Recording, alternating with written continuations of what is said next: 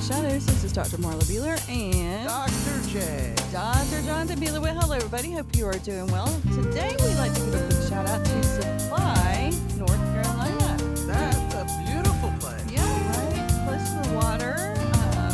It is in Brunswick County. I think we just through it when we were going to a beach at one point. So, yeah, beautiful area. We're very thankful to have listeners from there. Please make sure you are sharing. And you can check us out at graceintheshadowsor.org. You can call us at 251-244-4645, or you can email us at drjonathan at graceintheshadowsor.org. And don't forget, we are raising money to support a church school multi-purpose building and a motorcycle for the missionary to the Maasai tribe. And we have a link in our show notes that you can give towards. We just need to raise now about $5,000 for this, and it will actually fund the whole thing. So if you feel led to give, there is a link in the show notes, and it is totally tax deductible. So check that out. So the last couple weeks, we have lost Everybody from our generation's dying. I know. I remember when my mom talked about that when she was about our age when I was little, and I thought, oh, wow, okay. Now I understand. Kind of depressing? It is depressing. Oh, my. Because like you, I mean, I have notifications that come across my phone. So like for several days, I kept getting notifications of all these people that are dying, and I was starting to get a little depressed about it. You know? I have to admit, it has affected me a little bit.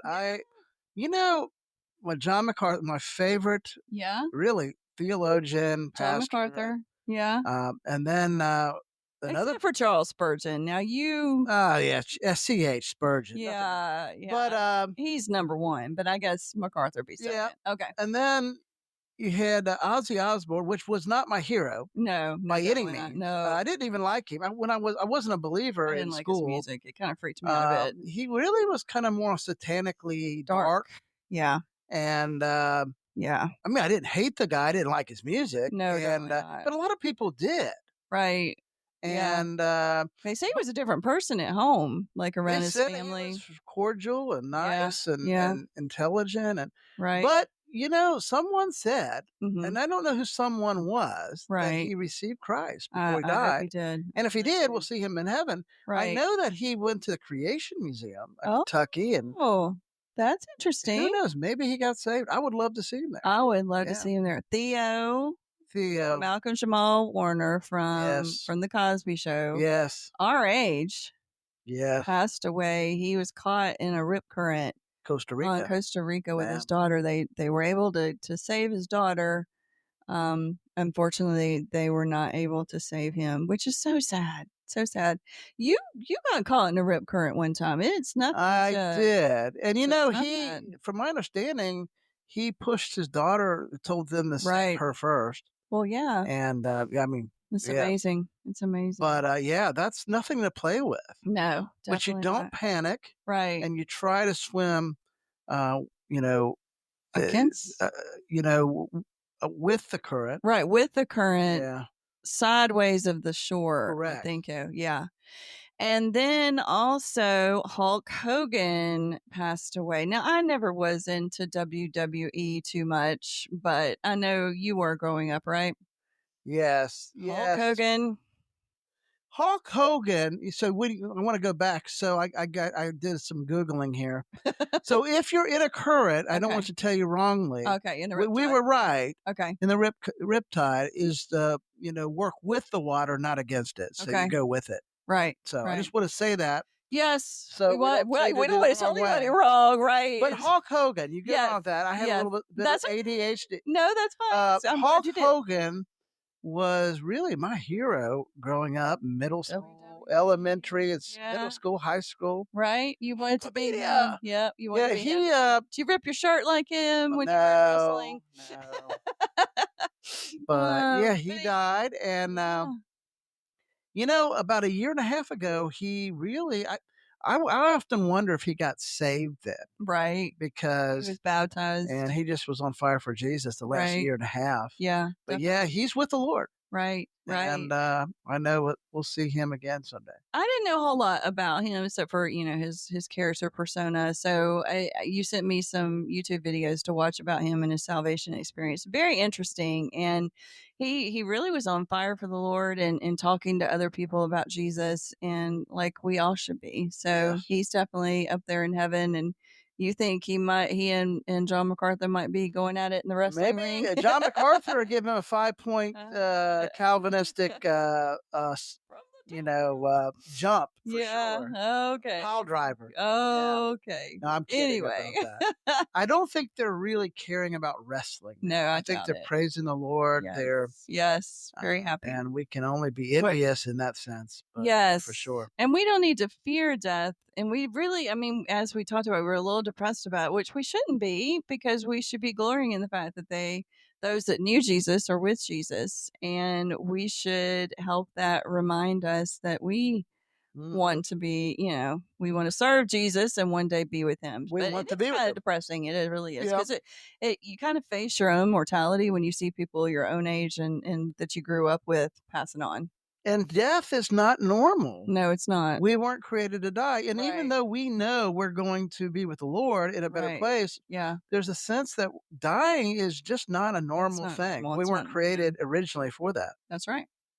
All right. So our topic today. We're going to do a lot of people have written and asked about narcissism. Yep. And they said, you haven't talked about narcissism for a long time, Dr. J. So That's true. we're going It's to do been a a while. study on it and kind of helping people deal with it that maybe are a narcissist themselves or Okay. have gone through it and the Okay. narcissistic abuse. All right. Let's do it. So this is a story I heard a while back. Okay. At first, he made her feel like the most important person in the world, Mm. showering her with attention, praise, and promise of forever. Mm-hmm. But slowly things changed. He began criticizing her in subtle ways, Mm. twisting her words, and blaming her for everything that went wrong. When she cried, he called her unstable. When she pulled away, he accused her of being too cold. And over time, she stopped recognizing herself, walking on eggshells, doubting her memory, apologizing for things she didn't do. Mm. Friends drifted away, her confidence shattered, and still she hoped he would go back to who he was in the beginning. But that man had never really existed. Mm. By the time she realized it was abuse, she was emotionally exhausted, lost, trying to piece together the fragments of who she used to be. Mm. And that is a true story. That is a very powerful story. So we want to understand narcissistic abuse. Right. What is the definition of narcissist? Well, a narcissist is someone who shows excessive self focus, an inflated sense of their own importance, and a lack of genuine empathy for others. They often crave frequent admiration, struggle with criticism, and manipulate others to maintain their self image. Mm. The psychological clinical definition is basically composed by a grandiose sense of self importance, fantasies of unlimited success of power, a deep need of admiration, a lack of empathy, Mm. arrogance, or entitlement, fragile self esteem that easily hurt. Wow. Now, the difference, I said this before in another podcast, Okay. that we are all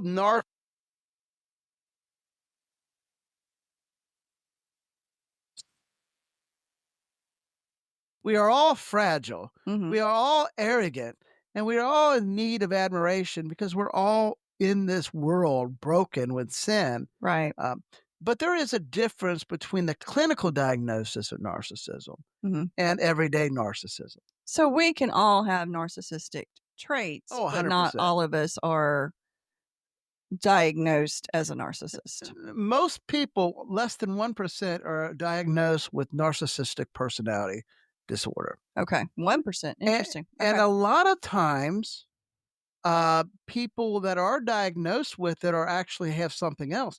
There are like borderline personality disorder Okay. can often have similar symptoms, manifest similar symptoms Okay. as narcissism. Bipolar can even do that sometimes. Well, I'm gonna throw a monkey Yep, wrench. It's not throw at you. It seems like narcissism, you hear so much of it yep, today. I don't really remember hearing about narcissists and everything yep. like 10 years ago or whatever, but it seems to be a huge buzzword now. Why do you think is that?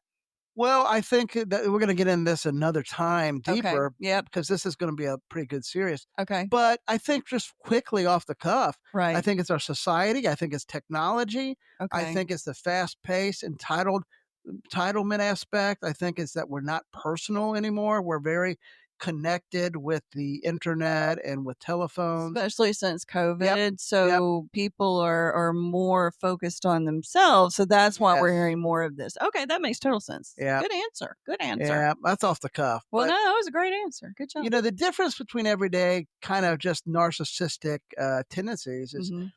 mild self-centeredness, occasional arrogance, common and not always harmful. Right. Pathological is persistent, rigid, damaging to relationships, Okay. false manipulation, emotional abuse, lack of accountability. Mhm. And so there's a big difference. And once again, there's a lot of diagnoses that can manifest similar symptoms of those.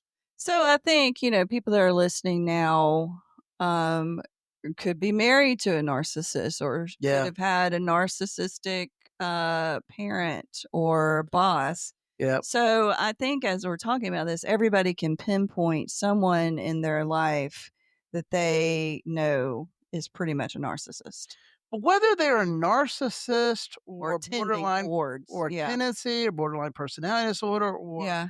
having some of these symptoms because of trauma, childhood Mhm. trauma, rejection, you can use a lot of the things we're going to talk about in this series Right. to help you with improving your relationship and helping you stay mentally strong. Right. So we all can Yeah. benefit from this, Oh, even if 100%. we are not a narcissist or have a narcissist in our life. Very But good. let's say that less than 1% is a narcissist. Okay. The narcissist often hides deep, deep insecurity. Interesting. So very insecure, even though they're presenting themselves as I know it all, Yeah, I'm wonderful, but they're really I'm insecure. the greatest of the world. Almost Yeah. sounds kind of like Hulk Hogan and Yeah. uh, uh, Yeah. WWF. The greatest of all. Yeah, but it is, and they may appear confident, but in reality, they're not. Right. There's a very much of an insecurity. Narcissists can be charming at first, draining over time, and narcissistic traits don't always mean NPD, but a lot of times it can cause serious life disrupting symptoms that can Okay. really, really cause havoc to your marriage, Mhm. towards your family, towards friends, and all that. Right. So when we look at this, um, a narcissist is like a funhouse mirror, Mm. constantly distorting your reflection. Oh, You begin to question if you're too sensitive, too selfish, too needy, but it's not your reflection that's flawed, it's the mirror. interesting. So a lot of times they try to make you doubt yourself and see yourself through their eyes, which is totally marred. Yes. Okay. Gaslighting warps your perception of reality. When we learn to see ourselves through God's truth Mhm. and not our abuser's lies. Can you explain a little bit about what gaslighting is in case somebody doesn't know? Well, yeah, gaslighting is, making the victim doubt their own memory or feelings. Okay. We Okay. need to remember, for we are God's masterpiece. Right. I think it's Ephesians 2:10. Mhm. We're created fearfully and wonderfully made from Psalm 139. But basically, gaslighting is maybe you confront something hurtful and that responded by saying that you were too sensitive, Mhm. imagining things or overreacting. Mm. Eventually, you stop trusting your own feelings. Okay. That's kinda dangerous. Yeah. Yeah, so you can basically turn a person around to where they're doubting themselves by Yeah. doing this, yeah. He or she may say things like, that never happened, Mm, or you're just too sensitive. yeah, You're overreacting. right. Or he denies things he said, she denies things she said or did, Mm, even if you have proof, right. or minimizes your emotions tells you how you should feel instead of validating your feelings. Wow. And what happens here is you begin to second guess yourself. Mhm. You feel confused, anxious, like you're going crazy. You begin apologizing for things that aren't your fault. Right. Right. And that carries into other areas of your life as well. Yeah, you start apologizing for everything. Right. You start, and then you really aren't able to reach your pinnacle because you feel like you're always walking on eggshells Mhm. because that's how dad or mom or whomever in your life was that narcissist that kind of created that PTSD within your own system Right. And you where you can't trust feel like yourself. you have to apologize for everything. Right. You can't trust yourself. You can't trust what you really know Yes. because you've been made to think that what you really know is not true. Yes. Yeah. And biblically, 1 Corinthians 14:33 says, God is not the author of confusion, but of peace. Mm. Matthew 5:37, let your yes be yes and your no mean no. Mm. And so, really, God is not the author of that. No, he's not. That's a consequence of a fallen world. It's a Right. consequence of the enemy. Yes. Love bombing. Mm. That's an interesting one. Intense affection and charm at first, followed by emotional cruelty and withdrawal. So that's like drawing the person in, acting like they are the most wonderful thing since sliced bread, showering them with gifts, giving them attention, Mhm. catching them basically, and then Mhm. your true self comes out. Mhm. Yeah. Well, this is usually a cycle. Mhm. They usually go through a cycle where, they will love bomb, then there will be that devaluation, and then there will be love bombing again Right. to make things right. Mhm. And so at first they may feel special, uh, like she or he was the only one. But over time, they begin to shift into criticism, blame, emotional withdrawal, then flip back again. Wow. Yeah. That's confusing. So what it kind of looks like is I'm using he. It doesn't always mean he. Right. Women do this too. Yeah. He overwhelms you with praise, gifts, attention, especially when he wants control. Right. Then he turns cold, critical, or even cruel, often without warning. Yeah. Mm. And this is a repeated cycle, drawing you back and forth over and over again. Mhm. And what happens to you, you get emotionally hooked by the highs and devastated by the lows. And you start to believe that you need to earn love. And that's really sad. And being on, and being love bombed, Hmm. you get excited about those things and you're looking for those things and it's making you feel that you truly are loved. And like you said, by that time you're already hooked in. Hmm. Hmm. It creates a trauma bond, Yeah. a painful emotional attachment. And we'll get into trauma bond more as we Mhm. go on the series. But, you know, 1 Corinthians 13:4-5, love is patient, Mm, love is kind, true. it's not rude, it's not self seeking. So, we need not to confuse intensity with love, in that real love is consistent. Yeah, that's true. That's true. You notice patterns. Mhm. Um, and when you're working on this, you need to, does the affection come with strings attached? Mm. You need to ask yourself. Right, right. And, to ask God to reveal truth, Yes. what reality really is, because he'll Yes. reveal it. Absolutely he will. Yeah. Yes. Emotional withholding. Mm, Um, you know, basically emotional withholding is the silent treatment or emotional mhm, detachment used to punish or control. mm, The person stops talking to you for days, then when upset, he withholds affection, attention, intimacy, or punishment, right. and he refuses to acknowledge your feelings or resolve conflict. Mm, And what this does, how it affects you, you feel rejected, unworthy, like you're walking on eggshells all the time. right. And you try harder to please him, hoping to earn a connection, and it can lead to emotional starvation and loneliness. That's awful. Yeah. Mm, It's bad. it is bad. So what do you do for this one? I think, call it what it is. Right, Emotional punishment is not love. right. Setting boundaries. I'm willing to talk when you're ready to speak respectfully, Mm. and practice self care, seek emotional nourishment from God and healthy support systems, church brothers and sisters. And that's important. You need to have, I mean, if you have this type of person in your life, you definitely need to have a Christian circle around you that gives you support. Sometimes you definitely need therapy to understand how to deal with this type of situation. These things are very important. And of course, you need to keep that open communication with your relationship with the Lord because He's the one that truly will give you the strength through Mm-hmm. this. Mm-hmm. Blame shifting. Mm. Never taking responsibility, always making the problem your fault. Hmm. What that looks like.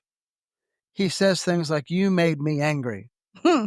or "This is happening because of your attitude." Ah, Even when he clearly causes harm, he spins it to make you feel guilty. wow. Apologies, if any, come with conditions or accusations. Mm-hmm. How it affects you. You begin carrying false guilt. Mm. You try to fix everything to avoid conflict. You lose your voice and begin living under constant pressure. Wow. Uh, Ongoing narcissistic abuse has led to deep emotional fatigue and identity confusion. I'm sure. I'm sure. Some encouraging scriptures here, though, is Psalm 34:18. The Lord is near to the brokenhearted and saves the crushed in spirit.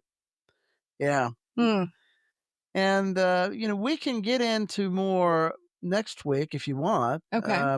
Covert and overt narcissism. All right. They're a little bit different, but on the same, they're kind of brothers in this. Yeah. They're like cousins. Okay. Okay. Yeah. All right. Covert and overt. Mm-hmm. But yeah, we got a lot of things I think we can cover. I think learning to deal with this, learning to be able to set your boundaries, learning to um, kind of Mm-hmm. deflate the narcissistic gaslighting Right. and the narcissistic deflecting. Mm-hmm. I think is huge Right. and really can give you empowerment and take back control of your mental health.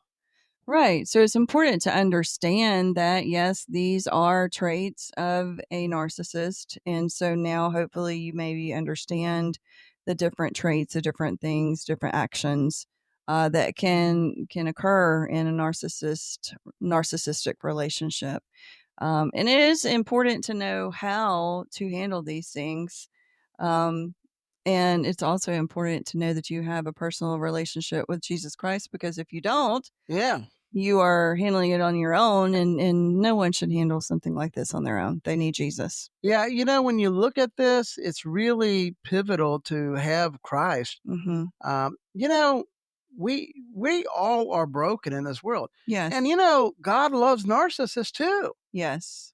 And we really need to realize that I believe that God can change narcissists. Yes. Uh, God can change anyone. If he could change me and you Right. through the cross Yes. and what he did on the cross, Right. uh, he can change anyway.